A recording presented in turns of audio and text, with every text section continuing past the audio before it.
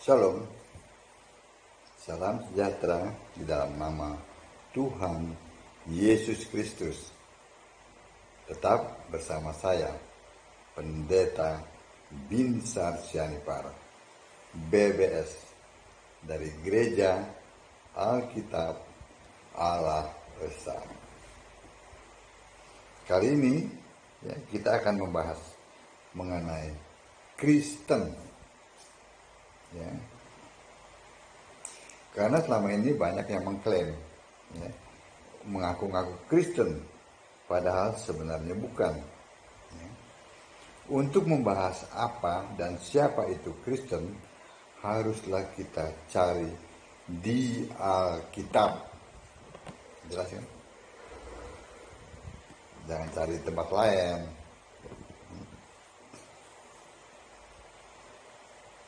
Kata Kristen di Alkitab muncul sebanyak 6 kali, dan itu semua adanya di Perjanjian Baru. Berikut ini bedah detail tentang Kristen.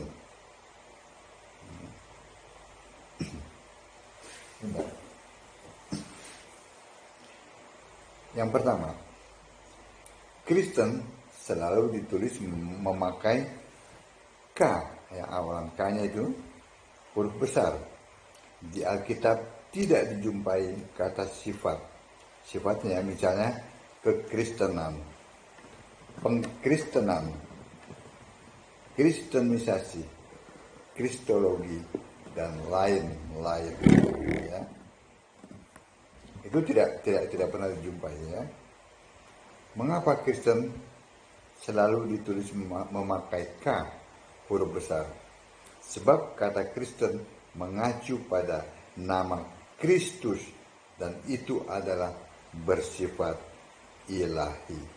Itu yang pertama ya. K-nya Kristen itu K-nya huruf besar.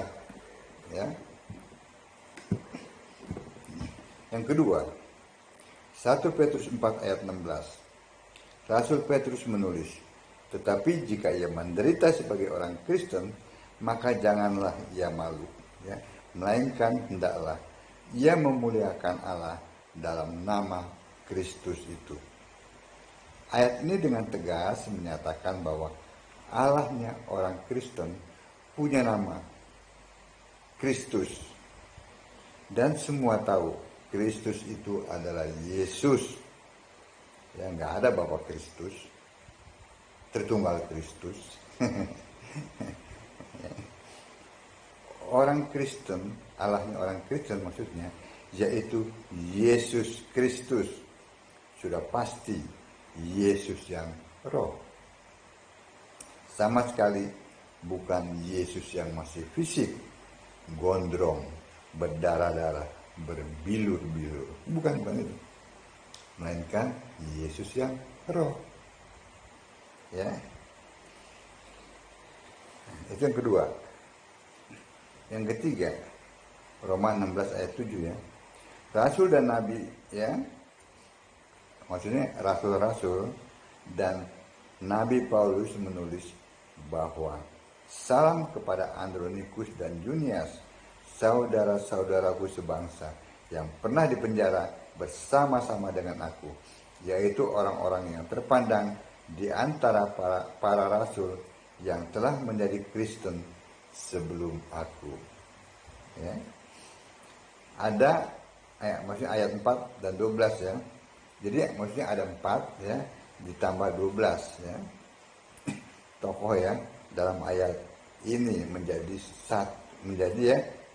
maksudnya yang pertama itu Paulus orang Kristen. Lalu 2 yang adalah Andronikus dan Junias. Yang ketiga, Junias juga dipandang juga rasul terpandang dan juga menjadi Kristen. Yang keempat, para rasul, maksudnya 12 orang itu adalah lebih menjadi Kristen lebih dahulu daripada Paulus. Itu maksudnya Jadi ada Paulus, ada Andronikus, ada Yunias, ditambah 12 rasul. Jadi 100% semua rasul adalah Kristen. Gitu ya. Nggak ada tuh rasul mengenal tentang doktrin Tritunggal. Mereka sudah mati, baru muncul doktrin Tritunggal ini abad ketiga. Itu yang ketiga ya. Yang keempat, 1 Korintus 9 ayat 5. Paulus menulis, tidakkah kami mempunyai hak untuk membawa seorang istri Kristen dalam perjalanan kami, seperti yang dilakukan rasul-rasul lain dan saudara-saudara Tuhan dan Kefas. Ya, ayat ini menunjukkan bahwa pertama, orang Kristen hanya punya satu istri dan harus wanita Kristen. Yang kedua, rasul lainnya semuanya punya istri masing-masing, ya. Yang ketiga, saudara Tuhan Yesus yaitu Yudas dan Yakobus juga punya istri, ya. Dan mereka, baik Yudas maupun Yakobus, juga seorang Kristen. Ya. Yang keempat, ya, dari ayat ini ya, Kefas atau Petrus ternyata juga punya istri. Jadi mustahil Petrus seorang suci yang tidak punya istri. Maka mustahil Petrus yang adalah orang Kristen itu mendirikan gereja Katolik, jemaat Katolik di Roma. Ya. Itu jelas ya. Yang kelima, 2 Korintus 12 ayat 2. Paulus menulis, aku tahu tentang seorang Kristen 14 tahun yang lampau, entah di dalam tubuh aku tidak tahu, entah di luar tubuh aku tidak tahu. Allah yang mengetahuinya. Orang itu tiba-tiba diangkat ke tingkat yang ketiga dari sorga. Paulus menjelaskan bahwa tingkat ketiga dari surga ternyata adalah Firdaus. Ya. 2 Korintus 12 ayat 4. Itu yang kelima ya. Yang keenam, Kisah Para Rasul 26 ayat 28. Lukas menulis bahwa sedang menceritakan bagaimana Paulus menjelaskan tentang Yesus Kristus kepada Agripa. Ya. Lalu Agripa menjawab, hampir saja kau yakinkan aku menjadi orang Kristen. Ya. Ayat ini menjelaskan bahwa memberitakan kebenaran itu harus tentang Yesus Kristus yang sudah roh, sudah Kristus. Sehingga orang yang kita beritakan kabar kebenaran itu, jika menjadi percaya, maka disebut orang Kristen. Itu yang keenam. Yang ketujuh, Kisah 11 ayat 26. Lukas menulis bahwa mereka tinggal bersama-sama dengan jemaat itu 1 tahun lamanya sambil mengajar banyak orang. Di Antioquia lah murid-murid itu untuk pertama kalinya disebut Kristen. Jelas ayat ini menegaskan menjadi Kristen itu harus aktif mengajarkan kebenaran Injil Kristus, bukan pasif berdiam diri saja. Bapak Ibu, saudara sekalian yang diberkati Allah, dengan segenap perbuatan, dengan setiap perbuatan baik, ya,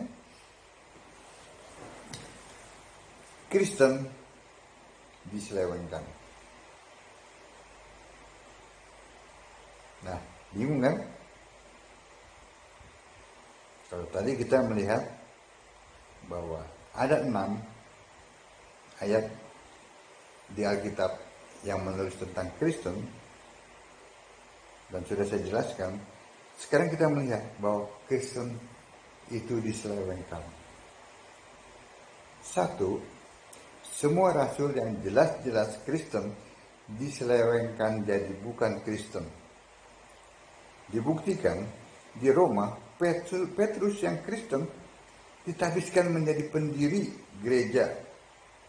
Kan aneh. Gereja Katolik katanya. Padahal Petrus orang Kristen. Dan Katolik ini kan munculnya kan diresmikan abad keempat.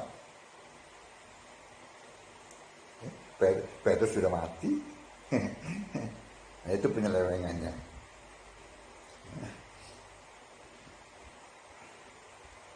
Yang kedua, mengaku Kristen tapi menolak Yesus Tuhan Allah. Kan penyelewengannya kan begitu. Ini penyelewengan yang masif ya, ribuan tahun. Mereka mengklaim Kristen tetapi menolak Yesus itu Tuhan dan Allah. Petrus yang jelas-jelas Kristen dikatakan mendirikan jemaat Katolik katanya, di Roma. Nah, Katolik itu tidak menyembah Yesus sebagai Tuhan Allah satu-satunya, melainkan menyembah Tritunggal, Bapa, Anak, dan Roh Kudus. Beda kan? Beda. Ini penyelewengannya. Yang ketiga, bagi mereka ya, Allah itu nggak penting. Ya. Yang lebih penting adalah ajaran gereja, tradisi, doktrin gereja. Itu lebih penting bagi mereka. Inilah penyelewengan yang terjadi. Keharusan memuliakan Allah dalam nama Kristus Yesus, kata mereka, tidak wajib. Maka mereka memuliakan Allah mereka dalam nama Bapa atau nama lainnya. Amin. Sudah lihat kan beberapa penyelewengan. Yesus yang adalah Allah, mereka tolak.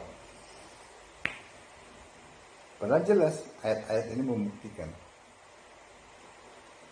Allah segala masa, sebelum segala abad, sekarang dan sampai selama-lamanya. Itu namanya Yesus. Baca Alkitab, sembahlah Yesus sebagai satu-satunya Tuhan Allah yang benar. Maka Bapak Ibu akan selamat. Dan kita semua akan dibukakan pikiran sehingga kita mengerti kitab suci. Salam.